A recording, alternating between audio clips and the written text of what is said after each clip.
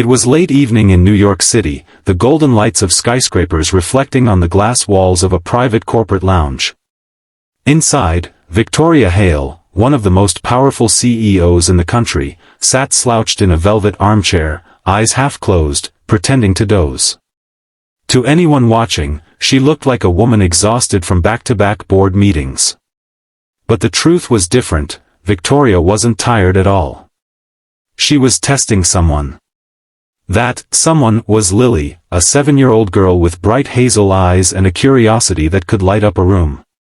She was the daughter of Daniel Brooks, a quiet, humble single dad who had been applying for a position as Victoria's personal assistant. On paper, Daniel's resume looked ordinary. But what caught Victoria's attention was the handwritten note at the end: "I can't promise you polished perfection, but I can promise loyalty, honesty, and a daughter who believes I'm her hero." It wasn't a typical corporate pitch. And maybe that was why Victoria invited him for an unusual second round, at her office lounge, with his daughter. Victoria wanted to see something that no resume could reveal. She wanted to know if this man's daughter, his greatest reference, truly carried the values he claimed. So, she leaned back, closed her eyes, and faked sleep, waiting for the child to reveal who they really were when no one was watching. At first, there was silence. Then came Lily's small voice. "Daddy, is she okay?" Daniel chuckled softly, whispering, "She's just resting, sweetheart. Don't worry." But Lily wasn't convinced. She tiptoed closer to Victoria, studying her face with a seriousness far beyond her years. After a moment, she reached into her little backpack and pulled out a crumpled napkin. Her lipstick smudged, Lily whispered. "We shouldn't let her look silly if she wakes up in front of other people." Victoria almost opened her eyes right then. No one had ever thought about her like that. Not her assistants, not her colleagues, not even her so-called friends. But she stayed still, curious. Carefully, Lily dabbed at the corner of Victoria's lips, fixing what she thought was a flaw. Then she placed the napkin down, stood back proudly, and whispered to her dad, "See? Now she'll look strong when she wakes up." Daniel smiled, ruffling his daughter's hair. "You're something else, kiddo." Victoria's heart skipped. But then came the moment she didn't expect. Lily leaned closer again, her small hand hovering uncertainly. "Daddy, should we cover her with my sweater? She might be cold." And before Daniel could answer, Lily took off her tiny pink cardigan and draped it gently over Victoria's shoulders. That was it.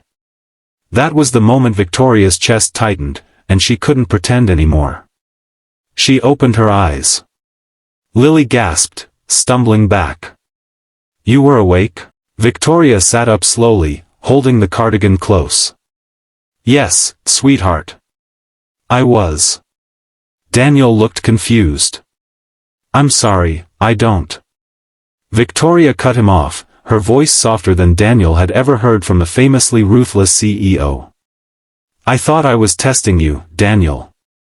But it seems your daughter just tested me instead." Lily frowned. "Did I do something wrong?" Victoria shook her head, her throat tightening.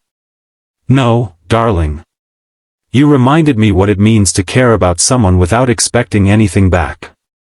For years, Victoria had built walls around her life. She was admired, feared, respected, but never truly loved. She had forgotten what simple kindness looked like. And here, in the span of a few minutes, a little girl showed her more humanity than she had felt in years. She turned to Daniel. "You're hired.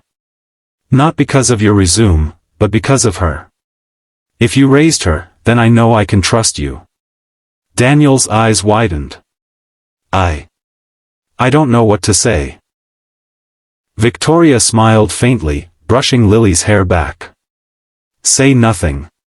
Just promise me one thing, let her keep that heart. Don't let the world take it away from her." Daniel's voice broke as he nodded. "That's the only thing I've ever been fighting for." From that day forward, Daniel became not only Victoria's right hand but also the quiet reminder in her life that kindness and strength could exist together. Lily became the little star of the office, melting even the hardest of executives with her innocence.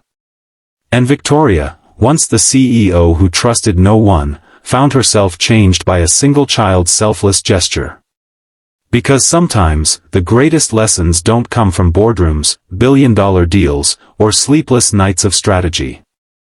Sometimes, they come from a 7-year-old girl offering her sweater to a stranger. And in that simple act, Victoria learned what true power really was, the power of kindness, the kind that outsmarts pride, wealth, and even loneliness.